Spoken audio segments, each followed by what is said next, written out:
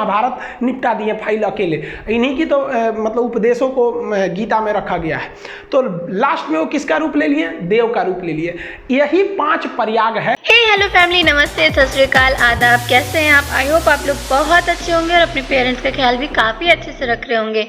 इससे पहले वाली वीडियो में हमने बात की थी कि जमजम जो वाटर है, जो मक्का में जो खाने काबा है जहाँ पे हज यात्रा होती है, वहाँ पर 21 मीटर की दूरी पर एक वाटर वेल पाया जाता है जिसका नाम है जमजम वाटर। और ये जो कि बहुत ही ज़्यादा प्योर होता है। इस्लामिक समाज में इस वाटर का बहुत ही ज़्यादा महत्वपूर्ण स्थान है, बहुत ही ज़्यादा महत्व रखता है। ये उनके लिए एज अ अमृत है।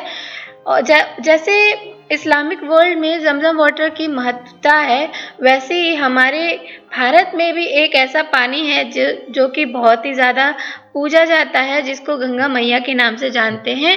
ये बात भी काफ़ी ज़्यादा प्रचलित है कि जो गंगा नदी है वो बहुत ही ज़्यादा प्योर है, जिसमें बिल्कुल भी कीड़े नहीं पड़ते हैं। तो बहुत ही ज़्यादा इसीलिए इसको पवित्र माना जाता है भारत में। ऐसा कौन सा उसमें मिनरल्स है, मटेरियल्स है, जिसकी वजह से ये गंगा जो है बहुत ही ज़्यादा पवित्र है, इसमें बिल्कुल भी कीड़े नहीं पाए जाते हैं। तो खान सर ने इसको पूरा डिटेल से बताया है कि इसका ओरिजिन कैसा है और इसमें ऐसे कौन कौन से मिनरल्स मिल जाते हैं रास्ते में ही, जिसकी वजह से ये जो गंगा का पानी है वो बहुत ही ज़्यादा पवित्र है और इसमें कीड़े नहीं पड़ते हैं, चाहे आप कितने साल के लिए भी स्टोर करके रख सकते हैं। तो देखते हैं आगे कि उन्होंने ऐसी क्या बातें बताई है। अगर आप इस चैनल पे नए हैं तो प्लीज़ अभी के अभी इसको सब्सक्राइब कर दीजिए, शेयर कर दीजिए, लाइक कर दीजिए। चलिए शुरू करते हैं, लेट्स गेट स्टार्टेड। जय हिंद। एक अक्सर टॉपिक में लड़का फंसता है कि सर गंगा गंगोत्री से निकलती है या गोमुख से निकलती है। हमारे हिसाब से भैया कहीं नहीं निकलती है, और आप भी अगर कंसेप्ट समझेंगे ना तो इस तरह का क्वेश्चन कभी पूछिएगा ही नहीं। और एक और फंस जाता है, सबसे ऊंचा बांध टिहरी बांध है या फिर भाखड़ा नांगल है। दोनों अपने अपने जगह पे सही है, दोनों की कैटेगरी है। समझते हैं। देखिए उत्तराखंड जो है ये उत्तर प्रदेश से टूट के सन 2000 में अलग हुआ था। उत्तराखंड को बेसिकली 2 भागों में बांट सकते हैं। इसका पूर्वी भाग थोड़ा सा छोटा है जिसे कुमायूं कहते हैं, और इस साइड का भाग थोड़ा बड़ा है, गढ़वाल कहते हैं। गढ़वाल जो एरिया है यहाँ बहुत से बड़े बड़े हिमानी का मतलब होता है ग्लेशियर, जहाँ पे बर्फ के पहाड़ होते हैं उसे ग्लेशियर कहते हैं। वहां से कई नदियों का उद्गम होता है। अब इन ग्लेशियर यानी पहाड़ों के ऊपर से बर्फ कहाँ जाता है, तो जैसे जैसे ऊंचाई बढ़ती है प्रत्येक 165 मीटर ऊंचा जाने पर 1 डिग्री टेम्परेचर में कमी आने लगती है। ये कमी क्यों आती है, ये एक अलग टॉपिक है। बस इतना समझिए कि जब आप जमीन पे रहते हैं तो आपको कई जगह से उष्मा मिलती है। सीधे सूरज से मिलता है, इधर का दीवार गर्म, इधर का दीवार गर्म, हवाएं गर्म, नीचे का जमीन गर्म, तो कई ओर से हवा गर्मी आते रहता है, तो आपका टेम्परेचर ज्यादा रहता है। जैसे जैसे आप ऊपर जाते हैं तो जो नीचे की अगल बगल का वातावरण था वो तो छूट गया। अब केवल आपको सूर्य की गर्मी मिलती है, इसलिए ऊपर जाने पर टेम्परेचर घट जाता है। टेम्परेचर घटने से जो हवा की नमी होती है, जैसे नमी हमेशा हवा में बरकरार रहती है, गर्मी में दिखता नहीं है, ठंडी में दिखता। हम जब सांस छोड़ते हैं ना तो ठंडी में वो नमी दिखने लगती है, गर्मी में नहीं दिखता है। वही नमी इन पहाड़ों से टकरा कर एक बर्फ का स्रोत बना देती हैं, और वही नीचे से पिघल कर नदियों का उद्गम स्रोत बन जाता है। तो नदियों का उद्गम स्रोत पहाड़ी का हिमानी यानी ग्लेशियर होता है। अब जरा ध्यान से समझिए, गंगा इस तरह से निकलती है। ये हम 2 इमेज बनाएंगे, इसमें पूरा जगह नहीं लिखे हैं ताकि कॉम्प्लिकेटेड होगा, आपको समझने में दिक्कत हो जाएगी। जबकि अगर आप दूसरा इमेज देखेंगे तो उसमें हम सारी नदियों का नाम वगैरह लिख दिए, इसको हम आपको स्क्रीनशॉट लेने का टाइम दे देंगे। अब यहाँ समझिए, सबसे पहला जो एक जगह है उसका नाम है बद्रीनाथ। उस बद्रीनाथ में एक जगह है संतोपत हिमानी। बद्रीनाथ के संतोपत हिमानी से एक नदी निकलती है जिसका नाम है धौली गंगा, विष्णु गंगा, और एक साइड से आती है धौली गंगा। तो धौली गंगा और विष्णु गंगा 2 नदियां हैं। ये 2 नदियां आपस में आके मिल जाती है विष्णु प्रयाग में। प्रयाग का मतलब होता है मिलन स्थल। तो विष्णु गंगा और धौली गंगा आके मिलती है विष्णु प्रयाग में, और यहाँ इनकी गहराइयां बराबर हो जाती हैं लगभग। जब 2 नदियों के मिलने के वक्त में गहराई बराबर हो जाए तो उन नदियों का नाम चेंज कर दिया जाता है। यदि एक की गहराई ज्यादा दूसरी की गहराई कम तो नदी गहरी वाली नदी के नाम से ही नदी आगे बढ़ेगी। तो यहाँ लगभग गहराई बराबर हो जाती है विष्णु प्रयाग में, तो नाम बदलकर इस रेड वाली नदी नदी का नाम रख दिया जाता है अलकनंदा नदी। यहाँ से यहाँ तक ये रेड वाली नदी है अलकनंदा नदी। अभी इसको ओवरव्यू में समझिए। अलकनंदा आगे बढ़ती है, आगे जाकर एक नदी आके मिलती है जिसका नाम है नंदाकिनी नदी। मंदाकिनी अलग है और नंदाकिनी अलग है। नंदलाला जो है नंदाकिनी नदी, नंदाकिनी नदी आके मिलती है तो वो नंदाकिनी नदी कम गहरी है, अलकनंदा ज्यादा है, तो नंदाकिनी यहीं समाप्त हो जाएगी भूगोल के हिसाब से। अब ये भी जगह तो मिलन स्थल हो गया। मिलन स्थल को प्रयाग कहते हैं, चूंकि नंदाकिनी नदी मिली है इसलिए इसे कहते हैं नंद प्रयाग। नंद प्रयाग के बाद नदी और आगे बढ़ती है, तो यहाँ आगे बढ़ती है तो एक और नदी आके मिलती है पिंडार नदी। पिंडार नदी जहाँ आके मिलती है उसे कहते हैं हम लोग कर्ण प्रयाग। तो कर्ण प्रयाग में पिंडार नदी आगे मिल गई। अलकनंदा जो है कहती है भाई तुम कम गहरा हो, तुम यहीं खत्म हो जाओ, आगे हम ही बढ़ेंगे। अलकनंदा आगे बढ़ती है तो एक और नदी आके मिल जाती है, वो नदी निकलती है केदारनाथ से। ये वाली निकली थी बद्रीनाथ। उस नदी का नाम है मंदाकिनी नदी। ये मंदाकिनी नदी आके इसे मिलती है, ये जाके मिल जाती है यहाँ पर। मंदाकिनी कम गहरी, ये ज्यादा गहरी, इसलिए मंदाकिनी यहाँ समाप्त। अब ये मिलन स्थल है, इसका भी नाम प्रयाग रहेगा, तो इसका नाम हो जाता है रुद्र प्रयाग। रुद्र प्रयाग से नदी फिर आगे बढ़ती है, अभी भी अलकनंदा, इस रूट में बहुत गहरी है अलकनंदा। अब यहाँ से आती है उत्तर काशी जिला से। उत्तर काशी के पास एक जगह है गंगोत्री। अब गंगोत्री के पास एक एक्यूरेट पॉइंट की बात करेंगे तो वो है आपका गोमुख। वहाँ से एक नदी निकलती है जिसका नाम है भागीरथी नदी। ये भी बहुत बड़ी नदी है। उत्तराखंड के लोग मुख्य रूप से इसी को गंगा मानते हैं, ये वाले साइड को, ये उसकी सहायक समझते हैं। तो भागीरथी निकलती है, तो इस भागीरथी के बीच में एक नदी आके मिल जाती है भिलांगना। छोटी सी नदी है, कहती है भागीरथी चला यहीं पे खत्म हो जा। भिलांगना इसको लेके आगे बढ़ जाती है और भागीरथी भिलांगना को लेके आगे बढ़ जाती है और भागीरथी जाके इस अलकनंदा में मिलती है देव प्रयाग के जगह पे। और यहाँ पर दोनों की गहराई लगभग बराबर हो जाती है, तो इसका नाम हो जाता है गंगा।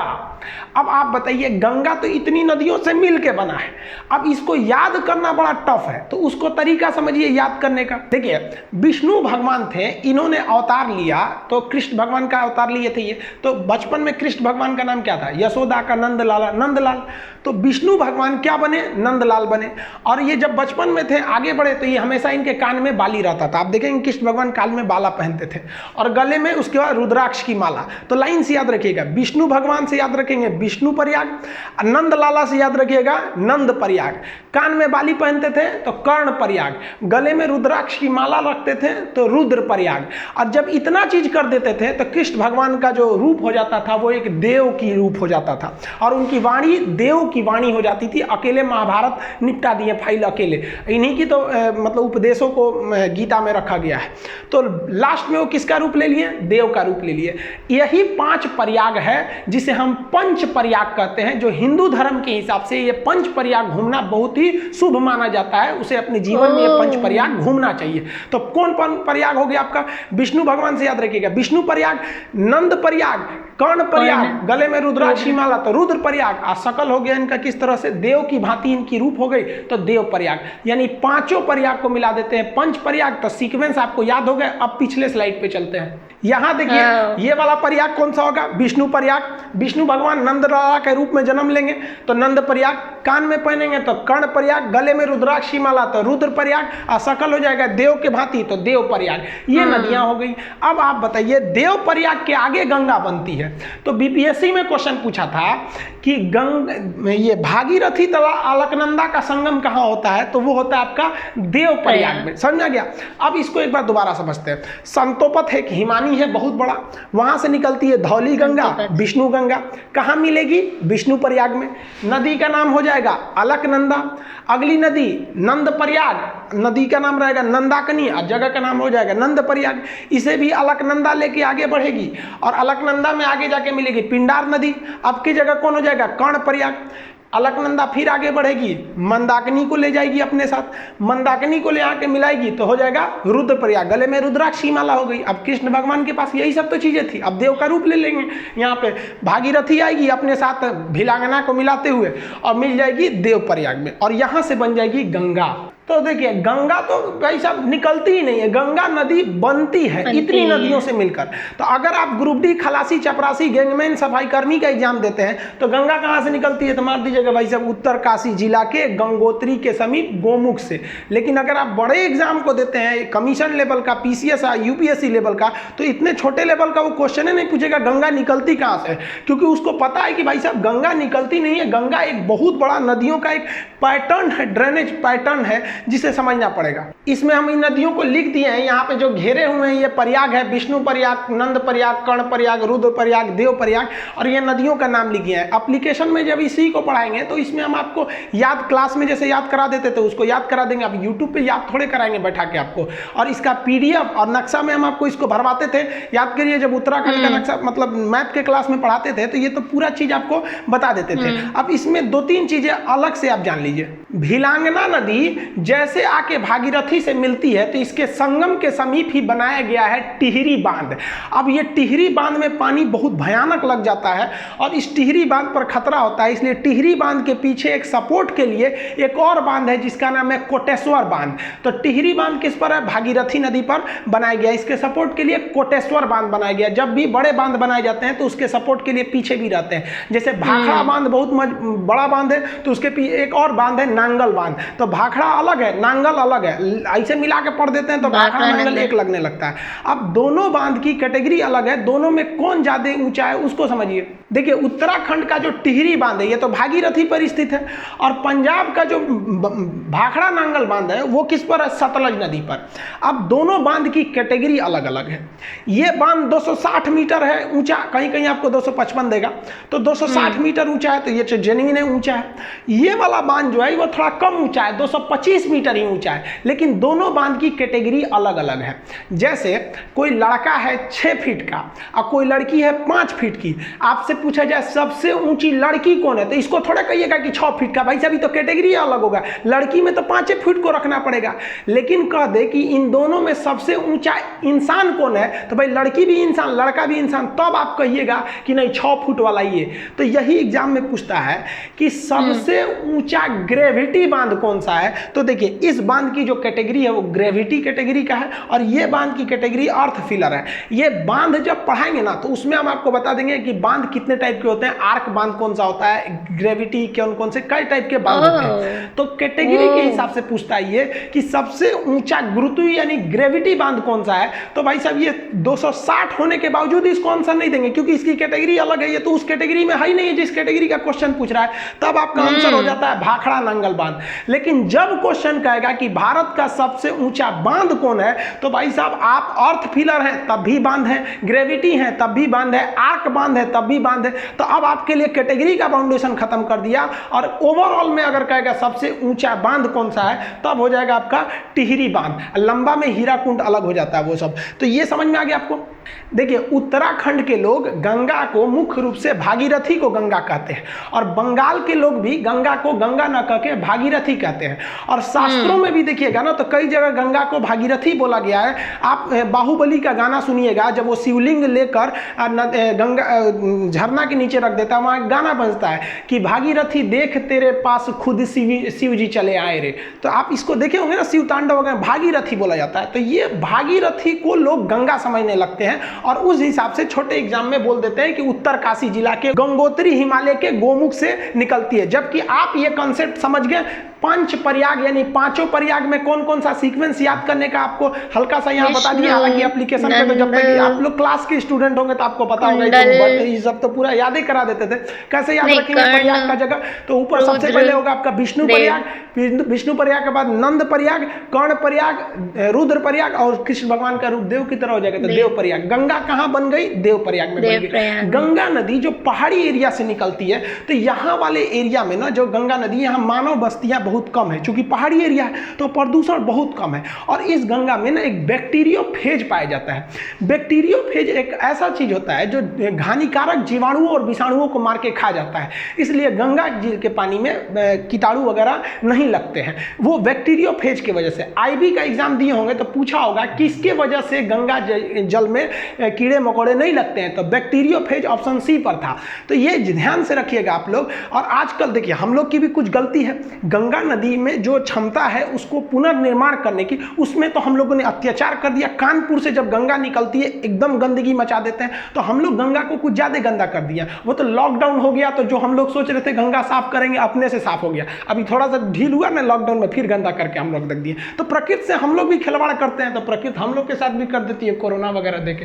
तो ये आप समझ में आ गया आप लोग को। इसका पीडीएफ वगैरह एप्लीकेशन जो पढ़ेंगे आप लोग, तो एप्लीकेशन पे इसका पीडीएफ और इसका जो टेस्ट हो गए अब तक कितने क्वेश्चन इससे रिलेटेड दिए गए उसमें दे देंगे। और न्यू रिक्रूटमेंट भी आ गया, आप देख रहे हैं। आप लोग को अब अच्छे से पढ़ना पड़ेगा, ये नहीं कि ऐसे छोटा मोटा पढ़ लेंगे तो रिजल्ट हो जाएगा। आई होप आप इसको समझ गए होंगे। मिलेंगे नेक्स्ट वीडियो में, तब तक के लिए जय हिंद। खान सर तो वैसे भी बहुत ही ज़्यादा लवली टीचर हैं, जो कि किसी भी चीज़ को इतने इजीली तरीके से बता देते हैं। इनके जो पढ़ाने का स्टाइल है वो तो काफ़ी ज़्यादा अच्छी है, इसलिए नंबर 1 टीचर हैं ये हमारे भारत में। देखिए कितने आसान तरीके से इन्होंने बता दिया कि गंगा का फॉर्मेशन कैसे होता है। सही, कई लोगों को यही पता था कि जो गंगोत्री है वहाँ से, गौमुख जो है वहाँ से ही हम गंगा निकल करके उसका ओरिजिन वहीं से ही है, लेकिन नहीं। देख लीजिए कितने तरीके से, कितनी नदियों से मिल करके जब देवप्रयाग में वो सारी नदियाँ मिल करके जब देवप्रयाग में आती हैं, तब वहाँ से जो नदी निकलती है उसको गंगा बोलते हैं हम लोग बेसिकली। और बाकी इन्होंने कहा कि इसमें क्यों बैक्टीरिया नहीं पाया जाता है, तो बैक्टीरियोफेज की वजह से ही इस नदी में जितने भी कीटाणु होते हैं वो नहीं होते, जिसकी वजह से गंगा का पानी काफ़ी ज़्यादा पवित्र माना जाता है और कभी ख़राब नहीं होता है, सिर्फ उस क्वालिटी की वजह से। तो आई होप आपको ये वीडियो काफ़ी पसंद आएगी, काफ़ी इन्फॉर्मेटिव होगी। आपको ये वीडियो अगर पसंद आए तो अब पिक किया, अब इसको सब्सक्राइब कर दीजिए, लाइक कर दीजिए, शेयर कर दीजिए। मिलते हैं अगली वीडियो में। Thank you so much for watching with me. Bye, take care.